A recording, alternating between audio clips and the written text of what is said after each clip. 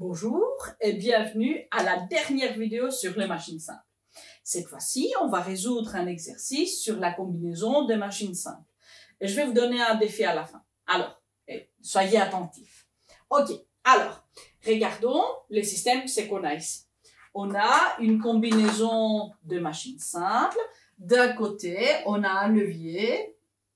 Vous avez reconnu avec le pivot ici. La charge étant ici, et de l'autre côté, l'extrémité est liée à un système de poulies. Et ce système de poulies va nous guider vers notre main qui va tirer avec une force. On utilise ce système pour faire soulever une charge qui est ici de 10 cm.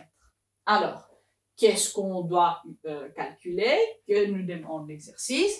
L'exercice nous demande la valeur de la force motrice et la distance que la main doit tirer, la distance que la main va tirer une corde pour exactement faire la tâche qui lui est attribuée. Alors, vous imaginez que pour calculer ces deux valeurs, on doit absolument passer par l'avantage mécanique de la machine, qui est une machine qui se forme en combinaison. Pour ces machines, on sait que l'avantage mécanique total va être l'avantage mécanique d'une machine, alors du levier, fois l'avantage mécanique du système de poulies qu'on a ici, si on a le système de poulies. Ok, alors, à la tâche, pour calculer les avantages mécaniques partiels, un par un. Alors, regardons d'abord le levier, l'avantage mécanique du levier est égal à la longueur du bras côté main sur la longueur du bras côté charge. Maintenant, même si ce sont de même côté, il n'y a aucune différence, la formule reste la même. Alors, la longueur côté main, finalement notre main va faire ceci, ici c'est la tâche, va s'appliquer ici, va s'appliquer ici, et alors on est à une distance de 50 cm du pivot. On va noter ça, 50 cm, et là on a 30 cm comme distance de la charge. Les centimètres vont partir, les zéros vont partir, et on aura un avantage mécanique de 5 sur 3.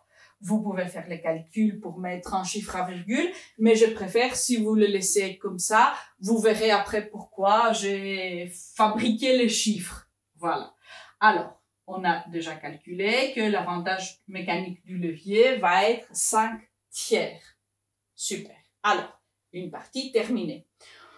On prend la laine et on avance aux poulies. Maintenant, quand on tire la ficelle, qu'est-ce que ça va faire? Ça va faire rétrécir de brins ici.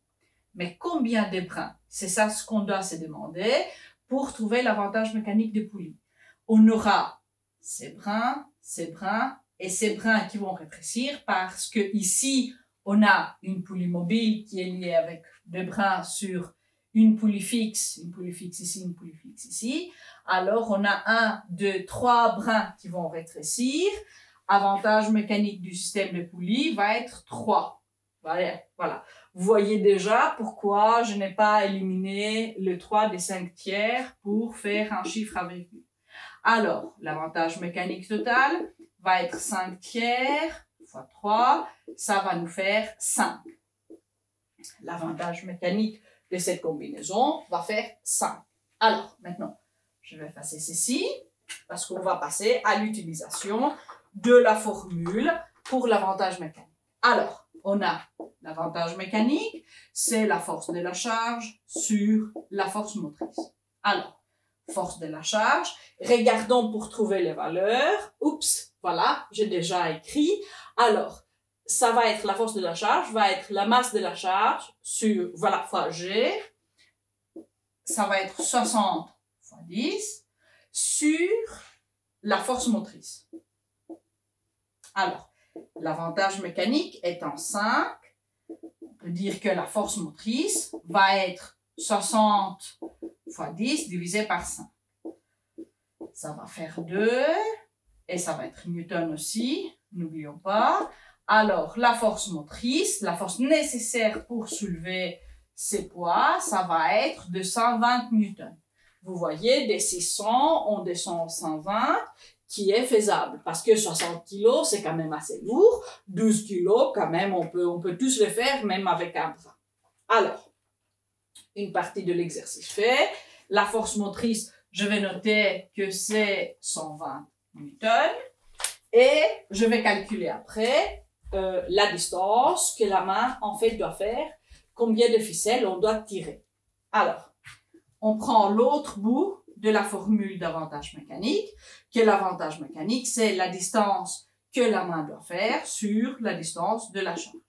Alors, on a la distance de la main sur la distance de la charge, c'est 10 cm. Et ça doit faire un avantage mécanique de 5. Ça veut dire que la distance de la main, ça va être 5 fois 10 cm, qui va donner 50 cm. Alors, pour faire soulever cette charge de 10 cm, on doit quand même faire un beaucoup plus long chemin. On doit faire 50 cm. Et je vais noter là comme réponse. Alors, l'exercice fini, je vous donne votre défi. Et votre défi pour ceci, c'est de dessiner une combinaison, n'importe laquelle, que vous voulez. Vous donnez les mesures que vous voulez. Vous faites un exercice comme ça, vous mettez, je sais pas, voilà, une masse n'importe laquelle. Sur une planète, ça peut être sur la Terre, mais vous pouvez la mettre sur la Lune, sur Mars. Je m'en fous, d'autant que vous notez, en fait, le jet que vous voulez. Et vous m'envoyez la solution, photo avec le tout, avec le schéma aussi, pour un point bonus. Alors, voilà. Au revoir de moi et de machines simples. Ciao!